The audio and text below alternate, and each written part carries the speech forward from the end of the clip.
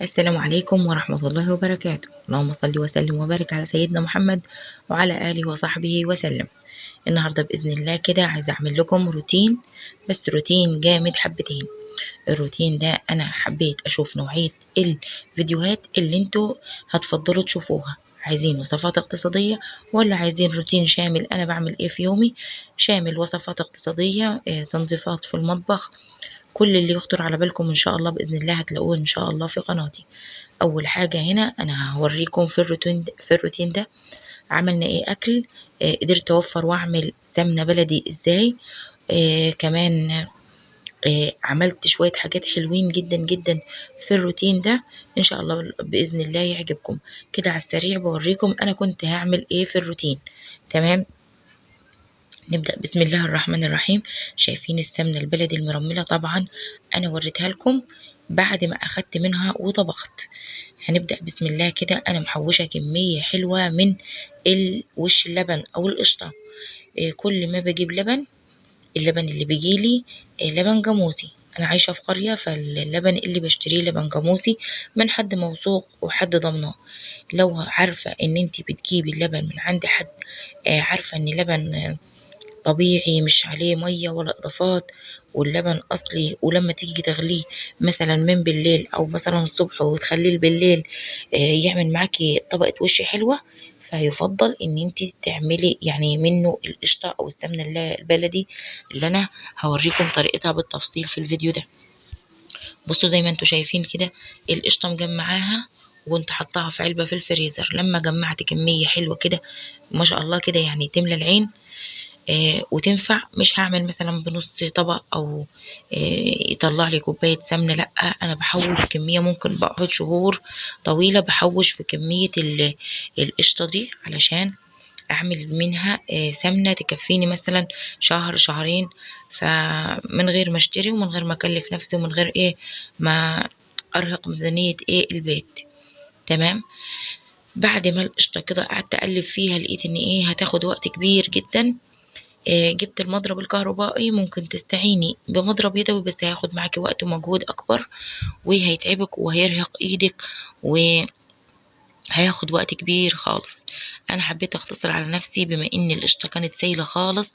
طبعا طلعتها من بالليل بره الفريزر على رخامه المطبخ متغطيه بالغطا بتاعها لغايه ما فكت. تاني يوم رحت فضلت اشتغل فيها. بعد ما ضربتها بدأت تجمد، بعد ما ضربتها بالمضرب بدأت تجمد. طبعا مش هتقولي كده خلاص هي جمدت هروح اخدها على النار واسيحها، لا ابدا. لازم تاخدي وتدي فيها وتعجني فيها لحد ما تسرد منها المية بتاعتها او الشرش بتاعها خالص. زي ما انتوا شايفين كده فصل الشرش بتاع اللبن او بتاع القشطة خالص، وطلعت لي زبدة متماسكة جميلة جدا. هفضل اعصر فيها لغاية ما اطلع كل كمية اللبن اللي هو بنسميه لبن خض. بصوا ما شاء الله طلعت لي كمية زبدة جميلة جدا.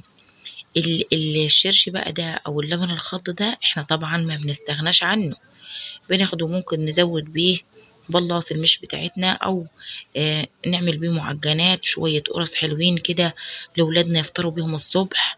بما ان الايام دي ايام امتحانات دعواتكم لاولادنا ان شاء الله باذن الله كده ربنا يوفقهم وينجحهم، وان شاء الله ربنا يكبر خاطرنا بيهم ان شاء الله، وربنا يشرح صدرهم كده ويفتح عليهم ويعرفوا يحلوا في الامتحان كويس ويكونوا مركزين ويكون استيعابهم عالي بإذن الله. اللهم آمين، ويحصلوا درجات عالية بإذن الله. تمام كده. بصوا بعد انا ما صفيت كمية الزبدة كلها من اللبن الخض، طبعا لو استعجلنا وعملنا زي ما شفنا في الاول كده مجرد ما جمدت معانا الزبدة وحطيناها على النار كانت هتطلع لنا كمية مرتة كبيرة جدا، وكانت الزبدة هتطول معانا على النار مش هتطلع لنا كمية سمنة حلوة. بصوا كده اهو ما شاء الله الزبدة اهو جمعتها في الحلة. هاخدها انا طبعا فضلت ان انا احطها في حلة ألمونيوم مش حلة ستانلس، لان افضل حاجة ممكن تغلي فيها اللبن او تسيحي فيها السمنة او تسيحي فيها الزبدة هي الحلة الألمونيوم. لا بيلزق فيها ولا بتشيط ولا اي حاجة خالص. على نار هادية خالص حطيت بقى الزبدة بتاعتي، بدأت تسيح.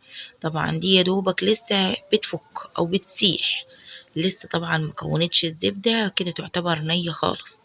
المراحل بتاعتها هوريها لكم بالتفصيل الممل. اول ما السمنة بتبدأ تفصل خالص، بتبقى عاملة زي كده، برضو لسه نية، والمرتة اللي فيها لسه بيضة. او في ناس بتسميها ملوحة، احنا بنقول عليها مرتة.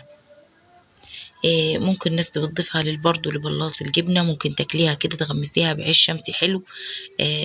ممكن تحطيه عليها طماطم وجبنة بيضة، اللي هو الجبنة الجاموسي أو الجبنة القريش. بتبقى في كل الحالات طعمها روعة روعة روعة، طعمها مميز. الصعايدة أو الفلاحين اللي بيعملوا السمنة البلدي هيعرفوا معنى ايه مرتة وجمالها وطعمها الحلو. بصوا ما شاء الله، طلعت لي ملو العمود بتاع السمنة ده حوالي 3 أرطال من السمنة، أو 2 كيلو وشوية من السمنة. حلوين جدا. أخدت منهم طبعا، أنا عملت منهم في اليوم ده بسبوسة وطبخت منهم. ويعني أنا باخد، مش بحطه كله في العمود بتاع السمنة او في اللبانه بتاعه السمنه، لا باخد جزء كده في برطمان ازاز صغير استخدم منه، بحيث يعني ما ناخدش من كميه السمنه كلها. اول ما تخلص او اللي في البرطمان الصغير بتاع المربى بملى تاني. فبوريكم انا حبيت اصور لكم قبل ما يعني تفوتني اللقطه دي، وروكم ما شاء الله يعني السمنه حلوه جدا وريحتها والله تحفه. جيت بعدها طبعا انا كنت عامله الصبح بدري السمنه، جيت بعدها حبيت اعمل غدا، فكانوا حابين ياكلوا محشي. بما اني انا كان عندي كده بطايه غلبانه من رمضان كنت حطاها في الفريزر، فقلت اطلعها واعمل منها غدا. عايزه اقول لكم حاجه كمان في خلال الفيديو ده. لو اي ست تقدر او عندها امكانية حتى تقفل بلكونة او جزء من السطح بتاعها وتعمل عشة صغيرة وتربي فيها شوية طيور، هتنفعها جدا وهتوفر في الغلاء ده، يعني توفير جامد جدا جدا جدا. ما تستصعبش الامر وتقولي لا ممكن يفشل مني تربية الطيور او العلف او الكلام ده. ابدأي كده بعدد قليل ان شاء الله، حتى بفردين من الطيور او بفرخين من الطيور، ديكين او فرخيتين او بطيتين يعني، او كل حاجة هاتي منها واحدة او 2 وربيهم. قفل لهم جزء من البلكونة، قفل لهم جزء من السطح. حاولي تستغلي الفترة دي. طبعا حاجة غالية، والطيور بتاكل فضلة البيت أو بواقي أكل البيت، فهينفعنا جدا جدا في الأزمات اللي زي كده، أو في الدنيا المولعة نار والأسعار الرهيبة. طبعا دلوقتي هتشتري فرخة، علشان تشتري فرخة لأسرة مثلا مكونة من 5 أو 6 أفراد، فالفرخة دي مثلا 2 كيلو ممكن تعدي 170 جنيه، أو ممكن توصل ل200 جنيه كمان، علشان تجيبي كمالاتها من الخضار وباقي طلباتها رز أو مكرونة. فانت بتعدي يعني 250-300 جنيه مرتاح، علشان تعملي حتة فرخاية تأكلي بيها أو تغدي بيها ولادك.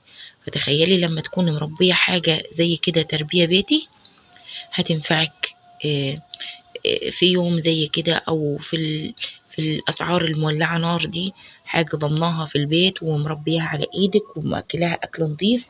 بواقي البيت لا هي حمضانة ولا هي بايظة ولا بترمرم من بره مش عارفين بتاكل ايه مثلا، او مثلا حقنينها ومدينينها هرمونات زيادة علشان تدي وزن بسرعة ويبيعوها بسرعة ويكسبوا من وراها.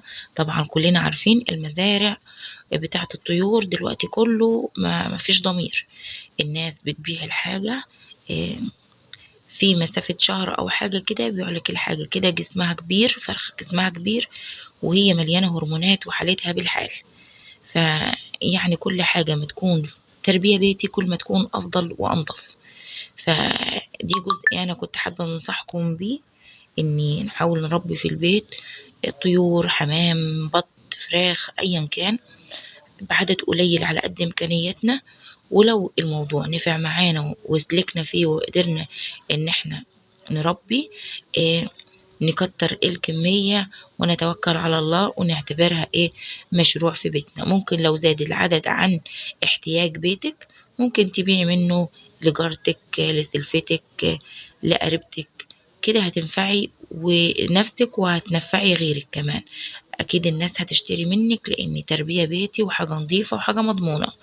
تمام، دي النقطة دي كنت حابة يعني اتكلم فيها في الفيديو. هنا كمان انا اهو كنت عاملة انا ما سويت البطاية. عايزة اقول لكم ان البط ربيته المرة دي من غير ما اجيب له علف خالص كالمعتاد. يعني انا بجيب في الاول كنت علف، لكن ده من اول ما جبته ما جبتلهوش علف خالص، بس حرصت ان انا ما اكلهوش اكل مثلا حمضان او اكل ما يكونش مثلا بواقي اكل عن نواشف. يعني حاولي كده بشوية ردة تلف بيها بواقي الاكل بتاعت البيت بحيث ان ما تحمضش، وبحيث لما تاكلها الطيور تشبع وتقعد معاهم اطول وقت ممكن، غير مثلا ما تحط لهم عيش مبلول في ميه مش هيشبعهم وهيجوعوا بسرعه. ده كان روتيني وكان يومي. عملت محشي ورق عنب، عملت البطايه بتاعتي اللي انتوا شايفينها دي انا كنت طبعا مقطعاها، وعملت محشي كرنب ومحشي بفلفل وبتنجان. كان ولادي نفسهم في الاكله دي جدا جدا فعملتها لهم، وكنت حبيت افضفض معاكم واقول لكم ايه رايكم في الروتين بتاعي.